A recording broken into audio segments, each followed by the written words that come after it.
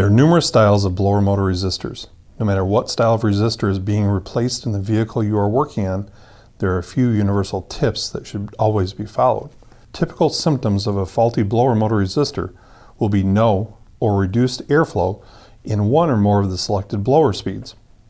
Prior to replacing any components, it is important that an accurate diagnosis be performed. Always verify that power, ground, and the proper control signal is present. You'll see in this example that we are back probing the unit with some test leads with fine tips and a test light to load the circuit and also to avoid any damage to the connector terminals. Always inspect the electrical connector. If there's any heat damage or the terminals are not tight, replace the connector. Failure to do so will result in excessive resistance and most likely a repeat failure of the new resistor.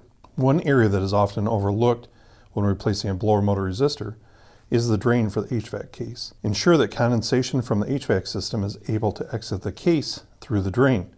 If it doesn't, the water will damage the new resistor.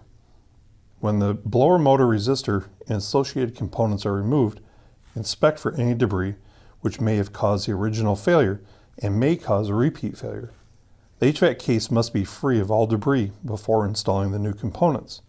Not all vehicles come equipped with a cabin air filter, but on the ones that do, make sure to replace the filter with a good quality filter at the same time as you're replacing the resistor.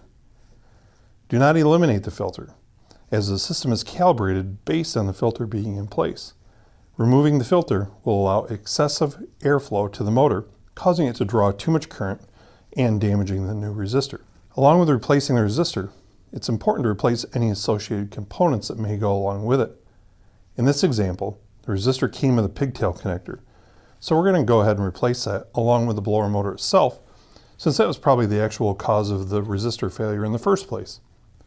Many times when the blower motor resistor fails, it's due to excessive current draw from the blower motor.